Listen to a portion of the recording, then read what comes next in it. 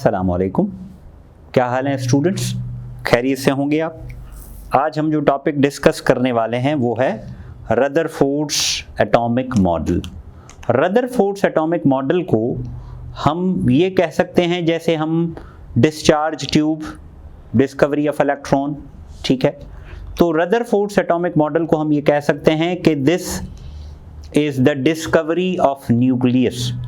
ये न्यूक्लियस की डिस्कवरी है, या ये एक्सपेरिमेंट हमें ये बताता है कि how particles are arranged inside the atom.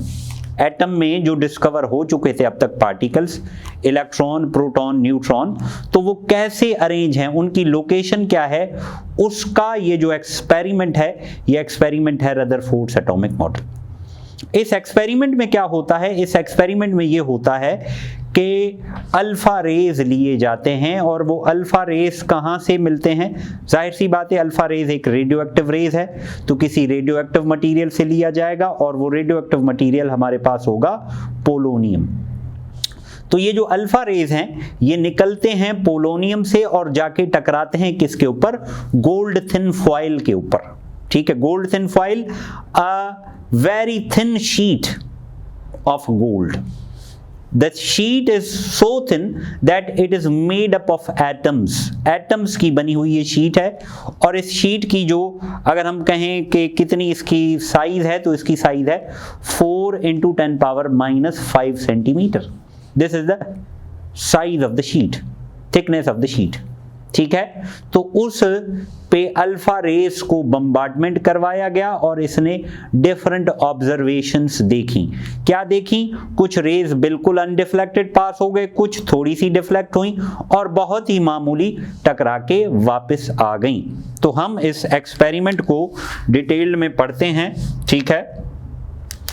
Heading देते हैं रदरफोर्ड्स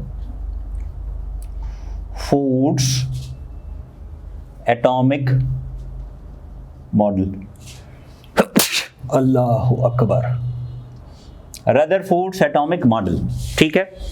रदरफोर्ड एटॉमिक मॉडल किसके लिए होता है, पहला जुमला कि दिस इज द डिस्कवरी, किसकी डिस्कवरी, ऑफ न्यूक्लियस, न्यूक्लियस की डिस्कवरी है, ठीक है। दूसरा किसकी डिस्कवरी है, discovery of arrangement of particles inside the atom। ये क्या बताता है कि पार्टिकल्स कैसे अरेंज हैं एटम्स के अंदर, how particles are arranged in the atom, ठीक है। इस एक्सपेरिमेंट में क्या किया गया था, इस एक्सपेरिमेंट में ये किया गया था कि अल्फा रेज, अल्फा रेज कौन सी रेज हैं, रेडियो एक्टिव रेज हैं। तो रेडियो एक्टिव रेज आएंगी कहां से, किसी रेडियो एक्टिव मटीरियल से, फ्रॉम पोलोनियम। पोलोनियम के बारे में आपको पता होगा कि पोलोनियम के ऊपर नाम जो पोलोनियम रखा गया, ये किसकी वजह से रखा गया, ये मैरी जो थी, मैरी नहीं तेरी मेरी, ठीक है, मैरी क्यूरी, ठीक है, उसकी वजह से रखा गया। तो X rays, alpha rays from polonium bombarded किसके ऊपर, ऑन गोल्ड थिन फॉइल, ठीक है। और गोल्ड थिन फॉइल की थिकनेस आप अंदाजा लगाएं क्या है, 10⁻⁵ सेंटीमीटर, ठीक है। तो इसने क्या किया, अल्फा रेस को बम्बार्ड करवाया किसके ऊपर, गोल्ड थिन फॉइल के ऊपर। तो अगर हम इसका एक्सपेरिमेंटल सेटअप देखें तो दिस से suppose this is a gold thin foil consisting of atoms, right, जागना भाई जागना, ठीक है।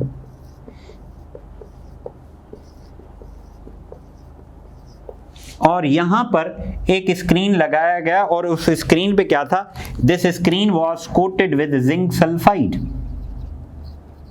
ZnS, ठीक है। ZnS ऐसा मटेरियल है, और यहाँ पे हमारे पास एक समझ लो लेड ब्लॉक था, और उस लेड ब्लॉक के अंदर हमारे पास क्या था, पोलोनियम, और पोलोनियम से यहाँ से हमारे पास क्या निकला, अल्फा रेज, और अल्फा रेज जाके टकराई किसके ऊपर, इस गोल्ड थिन फॉइल के ऊपर, ठीक है। तो इसकी ऑब्जर्वेशंस क्या थी? ऑब्जर्वेशंस नोट कर लिया ये एक्सपेरिमेंटल सेट, ठीक है। इसकी ऑब्जर्वेशंस थी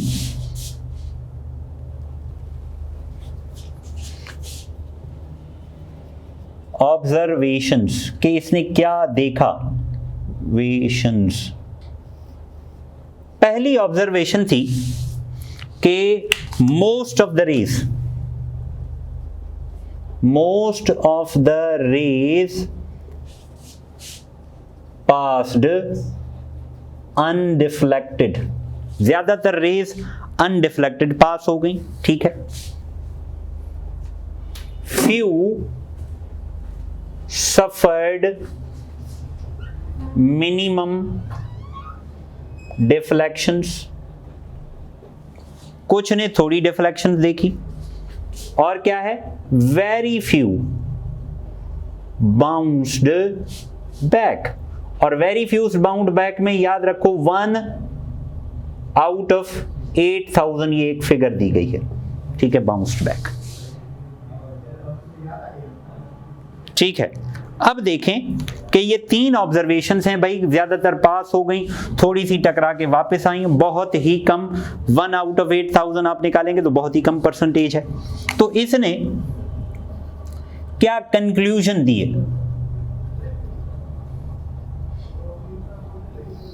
अब कंक्लूजन को समझने के लिए यहां मैं सिर्फ एक ही एटम बनाता हूं, ठीक है, और ये electron.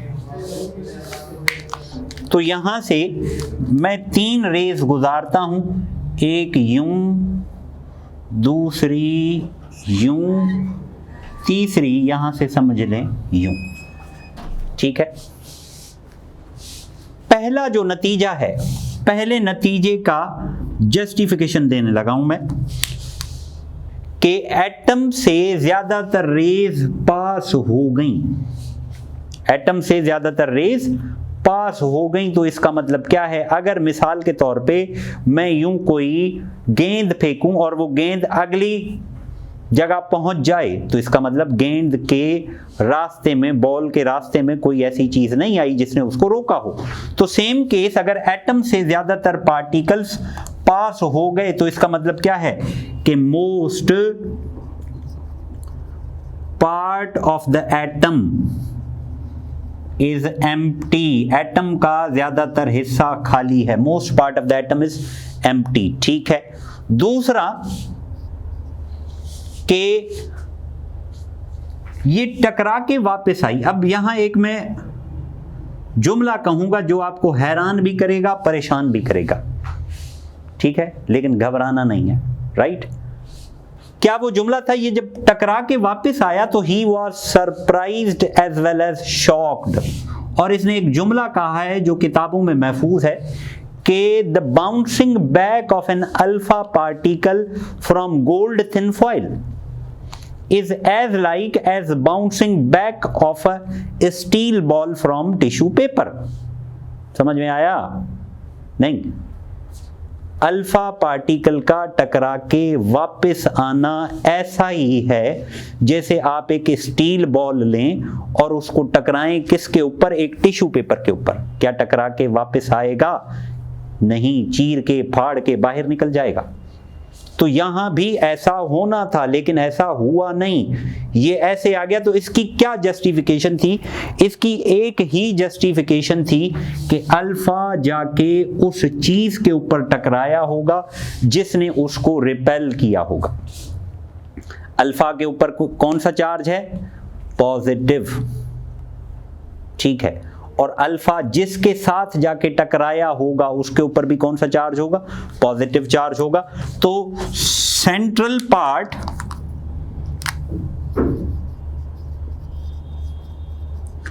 Of an atom is positively charged, ठीक है। सेंट्रल पार्ट एटम का क्या है? पॉजिटिवली चार्ज्ड है। where the entire mass is concentrated जहां सारा मास कंसंट्रेटेड है, विच ही नेम्ड, सबसे पहले जो न्यूक्लियस का नाम यूज हुआ, विच ही नेम्ड एज न्यूक्लियस, ठीक है, जिसको इसने किसका नाम दिया, न्यूक्लियस का नाम दिया। इसीलिए तो हमने एक्सपेरिमेंट में कहा था कि ये एक्सपेरिमेंट हमें क्या बताता है, डिस्कवरी ऑफ न्यूक्लियस, ठीक है। यहां से इस पार्टिकल के टकरा के वापस आने से 3-4 बातें पता चलती हैं। पहली बात ये पता चलती है कि centre is positive. If centre is positive it means it contains only a positive charge. कौन सा पॉजिटिव चार्ज, सिर्फ प्रोटॉन होगा इसके अंदर, ठीक है, पहली बात। सेंटर इज पॉजिटिव, इससे यह पता चलता है कि it does not contain electron. Centre अगर पॉजिटिव है तो इसका मतलब यह है कि इसके अंदर इलेक्ट्रॉन नहीं है। अगर इलेक्ट्रॉन इस सेंटर के अंदर होता तो इसका चार्ज पॉजिटिव नहीं होता, क्या होता, नेगेटिव नहीं, न्यूट्रल होता, ठीक है। तो सेंटर इज पॉजिटिव से 2 बातें पता चली, proton is in the centre, electron is not in the centre, ठीक है। दूसरी बात, फैसला हो गया कि प्रोटॉन इस न्यूक्लियस में है, इलेक्ट्रॉन इस न्यूक्लियस में नहीं है, न्यूक्लियस के बाहर है, ठीक है। न्यूट्रॉन का कैसे पता चले कि न्यूट्रॉन कहां है, तो जब ये पूरा डेंस पार्ट था तो इसका मतलब जो न्यूट्रॉन हैवी है वो भी कहां होगा, इस सेंटर में। इसलिए तो हमने कहा कि mass is concentrated in the centre, ठीक है। तो अब हम कहते हैं कि electrons are in the extra nuclear part. अब देखो यहां तक 2 पार्ट बन गए एटम के, ठीक है। यहां मैं लिख लेता हूं कि एटम के कितने पार्ट बन गए, एटम के पार्ट बन गए 2, ठीक है। एक का पार्ट का नाम बन गया न्यूक्लियर पार्ट, दूसरे का नाम बन गया extra nuclear part. Nuclear part में क्या है, प्रोटॉन और न्यूट्रॉन है, एक्स्ट्रा न्यूक्लियर पार्ट में क्या है, इलेक्ट्रॉन। ये समझ लो समरी हो गई इस पूरे की, ठीक है। तो electrons are in the extra nuclear part,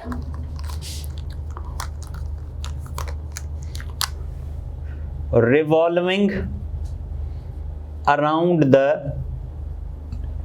nucleus, nucleus के गिर्द रिवॉल्व कर रहे हैं, ठीक है, इन वेरियस शेल्स या एनर्जी लेवल्स, ठीक है। ये इसका हो गया। अब उस दौर की जो थ्योरी थी, क्लासिकल थ्योरी, उस थ्योरी के मुताबिक इसमें कुछ डिफेक्ट्स थे। There are various defects in this theories on the basis of classical theory, ठीक है।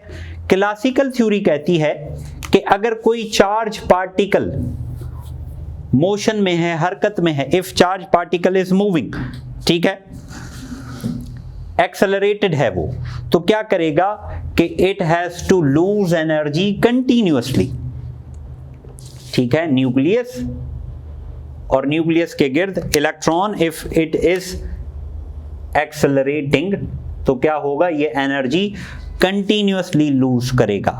किस थ्योरी के मुताबिक, क्लासिकल फिजिक्स के मुताबिक, क्लासिकल थ्योरी ऑफ फिजिक्स के मुताबिक। तो अगर ये एनर्जी कंटिन्यूअसली लूज करेगा तो क्या होगा, ये एक किस्म का स्पाइरल पाथ फॉलो करेगा, और स्पाइरल पाथ फॉलो करते करते ये कहां जाएगा, धड़ाम, न्यूक्लियस के ऊपर। तो जब इलेक्ट्रॉन न्यूक्लियस के ऊपर जाके गिरेगा तो एटम क्या हो जाएगा, एटम हो जाएगा डिस्ट्रॉय, जबकि हकीकत में एटम डिस्ट्रॉय नहीं होता। तो if electron loses energy continuously तो क्या होगा, it will fall on to the nucleus, ये न्यूक्लियस पे गिरेगा और atom is destroyed, atom destroy हो जाएगा। जबकि प्रैक्टिकली ऐसा नहीं होता, दिस डजंट हैपन प्रैक्टिकली, ठीक है। दूसरा, अगर ये इलेक्ट्रॉन मुसलसल एनर्जी खारिज करेगा, तो एटम मस्ट गिव